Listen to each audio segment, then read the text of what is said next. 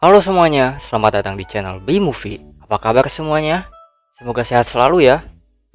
Di video kali ini, Mimin akan menceritakan alur film dari Back in Brooklyn yang dirilis pada tahun 2016. Sebelum ke videonya, Mimin minta jatah like dan subscribe-nya ya, biar bisa beli mobil gitu. Amin.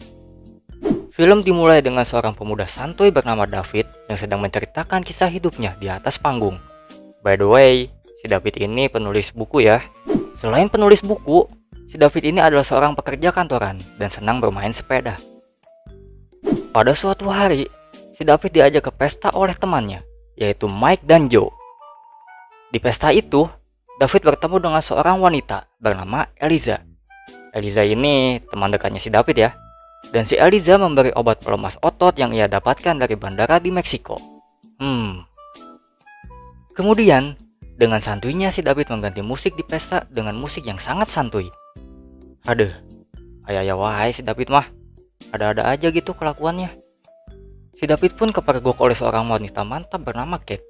Dan dengan santuinya, mereka mengobrol dan si Kate mengajak si David untuk berdansa. Awalnya, si David menolak ya. Tapi ya udahlah, ayo gaskeun. Singkat waktu, si David pun mengajak si Kate ke rumahnya dan mereka pun melakukan adegan adu congor dengan sangat aktif. Gelo si David peletna kuat. Setelah melakukan adegan adu congor, si Kate pun bercerita kepada si David kalau dia sudah punya pacar, yang membuat si David pun terdiam tapi pengen lagi. Pacarnya si Kate ini namanya Simon ya. Dia sedang sekolah jauh. Jadi kue apemnya si Kate ini jarang disentuh gitu sama si Simon. Jadi masih legit lah, masih enak gitu.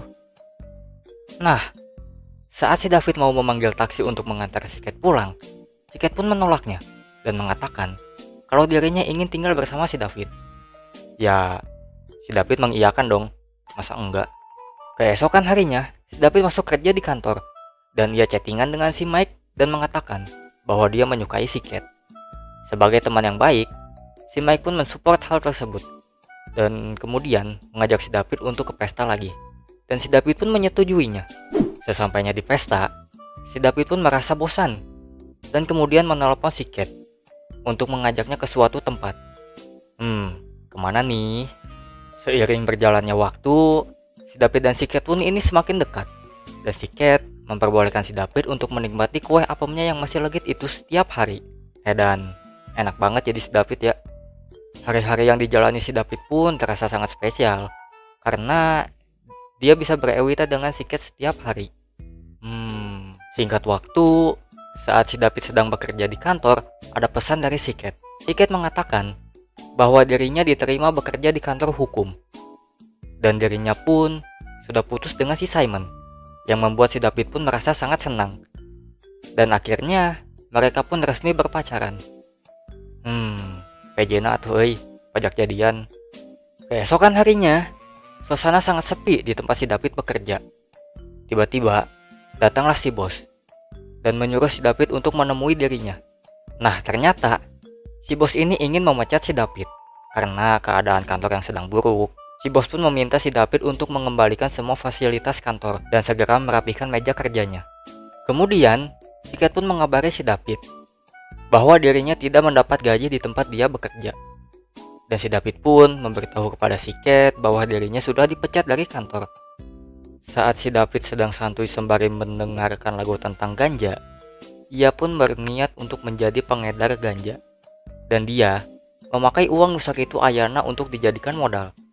Kemudian, dia menghubungi temannya, yaitu si Eliza, bahwa dirinya ingin masuk ke bisnis dajalan haram itu. Aduh, jangan dicontoh ya guys, haram tahu. Lalu, si David menceritakan rencananya itu kepada si seksi Kate, bahwa dirinya akan menjadi pengedar ganja. Tetapi, si Bahenol montok wow Kate itu bingung untuk menyetujuinya atau tidak. Karena, si Kate takut kalau nantinya si David akan ditangkap oleh polisi dan dirinya tidak bisa berewita lagi dengan si David. Dan si David pun mengatakan bahwa dirinya hanya sementara saja menjalankan bisnis haram itu. Dan dia akan menabung, kemudian membuka suatu usaha dari uang hasil bisnis dajalan haram itu. Kemudian si Kate pun bertanya, apakah kamu akan menghisap barang haram itu? Si David pun menjawab, tentu tidak. karena yang kuhisap hanyalah gunung kembar milikmu. Anjaylah si David, gombalan kadal. Setelah mendengarkan penjelasan itu, Kate pun mengerti dan menyetujui rencana si David. Kemudian mereka pun ya berewita lah, masa ngangon embe. Singkat cerita, si David pun menemui si Eliza dan dikenalkan kepada salah satu bandar bernama Ace. Gelo, ditampolinnya banget nak. Awalnya, Ace tidak percaya kalau si David bisa menjual ganja. Kemudian, si David pun membeli ganja kepada si Ace seberat 2 ons. Kemudian si Ace pun memperingati si David untuk berhati-hati dan merahasiakan bisnis haram ini kepada siapapun. Singkat cerita, si David pun mempromosikan kepada teman-temannya kalau dirinya sekarang menjual ganja. Anjay. Kemudian, si Kate pun menghampiri si David dan memberitahu kalau dirinya ingin membeli sofa di internet, yang nantinya sofa itu akan menjadi sofa yang sangat empuk untuk mereka berewita tentunya. Aduh, aya wae si Kate mah kereta boga duit kieu hayang beli sofa segala. Tetapi si David tidak menanggapi perkataan si Kate, dan ia dengan santuinya mempromosikan ganja di internet. Edan si David mah emang edan.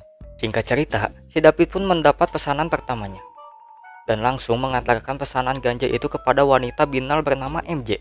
Bukan Mary Jane yang di Spider-Man ya, bukan. Lalu si MJ pun mengajak si David ke belakang apartemen miliknya untuk melakukan transaksi dan meminta si David untuk datang lagi besok. Berkat mempromosikan ganja di internet, sekarang si David menjadi kebanjiran orderan. Dan si David merasa sangat senang karena mendapat duit dengan hasil yang sangat fantastis. Kemudian, di suatu hari, si David mendatangi pelanggannya yang bernama Jeff dan melakukan transaksi tentunya. Si Jeff ini adalah anak dari pengusaha kaya yang memiliki apartemen sangat mewah. Lalu si David pun mendapat pesanan dari om-om kaya raya dan berjanjian untuk melakukan transaksi. Om-om kaya raya itu memberikan uang lebih kepada si David untuk membeli sepeda baru. Si David pun membeli sepeda baru, lalu ia menemui si Kate di sebuah taman untuk memberikan coklat kesukaan si Kate dan menunjukkan sepeda barunya kepada si Kate. Anjir, pamer yuh caritana. Si David pun pulang bersama si Kate dengan sepeda barunya ini. Keesokan harinya, si David menemui si Ace untuk membeli ganja lagi. Ace tidak mengira kalau si David akan menjadi pengedar yang sangat handal. Mereka pun menjadi akrab, lalu si Ace mencoba menaiki sepeda milik si David. Namun karena belet, si Ace pun menabrak tong sampah lalu tikusruk. Badan doang gede, naik sepeda nggak bisa. Karena banyaknya pesanan, si David pun menjadi tidak punya banyak waktu dengan si Kate. Begitu juga dengan teman-temannya. Lalu malamnya, si Kate mengajak si David untuk makan malam bersama di warung nasi padang yang paket ceban. Ternyata teman-temannya si David memberikan kejutan ulang tahun kepada dirinya. Namun, si David bertingkah aneh karena ia salah meminum obat. Yang ia minum bukanlah obat miliknya, melainkan obat tidur milik si Kate. Kate dan teman-temannya si David pun merasa kecewa karena sifat si David yang sudah berubah menjadi pitampolen. Keesokan harinya, si David pun kembali mengantarkan pesanan pelanggannya yang membuat si Kate merasa kecewa karena sudah jarang diawita sama si David. Malamnya, saat si David sampai di rumah, ia melihat si Kate yang sudah dandan rapi seperti emak-emak mau kondangan. Ternyata, si Kate akan pergi main bersama teman-teman sekolahnya. Kate merasa bosan karena ia sering ditinggal oleh si David. Sehingga, kue apem legit miliknya jarang disentuh oleh pedang kematian milik si David. Keesokan harinya, si David mengantarkan ganja ke tempat si Jeff. Dan si Jeff pun meminta si David mengirim portofolio karya tulisnya karena perusahaan si Jeff sedang membutuhkan penulis. Si David pun sangat senang mendengar hal itu dan segera mengirimkan portofolionya. Sesampainya di rumah, si David melihat si Kate yang sedang sisiran manja. Kate pun memberitahu si David bahwa dirinya sudah berubah. Dia menjadi orang yang terlalu sibuk sampai mengacuhkan teman-temannya. Mendengar hal itu, David pun berjanji akan bekerja di siang hari saja, dan Kate pun menyetujui hal itu. Lalu, si David pun mengajak si Kate untuk makan malam di warteg paket ceban besok, dan si Kate pun mengiyakan ajakan si David. Keesokan harinya, saat si David mengantarkan pesanan terakhir kepada bapak tua, ia malah diajak senang-senang oleh bapak tua itu. dan meminum obat sampai tidak sadarkan diri. David pun tidak sadar kalau dirinya sedang bersenang-senang dengan si bapak tua itu dan wanita open BO gope semalam, sehingga melupakan janji makan malamnya dengan si Kate. Pagi harinya, saat si David bangun dari tidur, ia melihat dinding sudah penuh dengan coretan yang merupakan bentuk kekesalan dari si Kate. Pokoknya arti tulisannya teh aing benci ka maneh gitu. Dan si Bahenol montok wow Kate itu pulang ke rumah orang tuanya yang membuat si David menjadi patah hati dan merasa bersalah kepada si Kate. David pun pergi mengantarkan pesanan milik si Jeff dan menanyakan kabar lowongan yang ia berikan. Dan ternyata si Jeff tidak memasukkan si David ke dalam perusahaan. Si David pun merasa sedih dan sangat kecewa.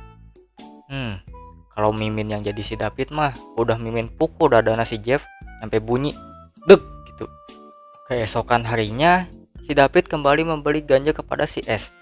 Dan setelah bertransaksi, David pun langsung pergi seperti biasanya.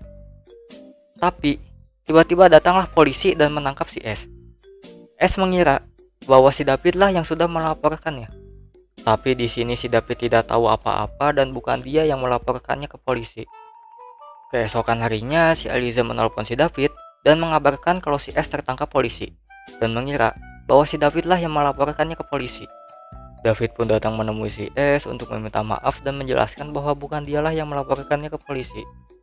Namun, S tetap mengira kalau David lah yang melaporkannya ke polisi. Dan si S pun memukuli si David abis-abisan hingga babak belur. Aduh, karunya pisan si David. Udah mah ditinggal si Kate, dihajar pula sama si S. Gelo. Kemudian si David pun pulang dan menelepon ibunya. Ia menceritakan semua masalah yang dihadapinya sambil nangis ongkek-ongkekan. Kemudian David pun keluar kamar untuk menceritakan apa yang terjadi dan meminta maaf kepada sahabatnya. Dan sahabatnya pun memaafkan si David, kemudian menyuruh si David untuk keluar dari bisnis dajjal nan haram itu. Kemudian pergi menemui si Kate untuk meminta maaf. Keesokan harinya, si David pergi menemui si Kate di rumah orang tuanya, memakai sepeda sakti miliknya. Anjay sakti. Karena kecapean, si David pun beristirahat dulu sambil ngeteh asu di warung Mamah Iem. Jangan lupa pisang gorengnya, Pit. Gak enak kalau ngeteh gak pakai pisang goreng mah. Kemudian si David melanjutkan perjalanan, dan sesampainya di rumah orang tua si Kate, si David pun langsung gegedor pantau eueuh ka Era. Lalu si Kate pun keluar dan menemui si David. Si David pun menceritakan semua yang terjadi kepada si Kate. Namun saat sedang asik bercurhat, keluarlah si Bagong Loncat Simon yang merupakan mantan pacarnya si Kate. David pun meminta maaf kepada si Kate dan meminta si Kate untuk kembali bersama dirinya. Kate pun memberi harapan kepada si David dan memberi syarat kalau si David harus memiliki pekerjaan yang lebih baik. Lalu mereka pun beradu congor di depan si Simon yang membuat si Kate merasa senang dan engas. Namun, si Bagong Loncat Simon ini tidak terima dan mengejar si David. Dan film pun berakhir. Anjay, mantap gak tuh? Nah, itulah alur cerita dari film Back in Brooklyn yang dirilis pada tahun 2016. Pesan yang bisa diambil dari film ini adalah jangan menyia-nyiakan orang di sekitarmu dan carilah pekerjaan yang halal, oke? Cukup sekian dulu untuk video hari ini, semoga kalian semua terhibur. Jangan lupa untuk di like video ini, di komen yang positif, dan di subscribe. See you on the next video, bye bye.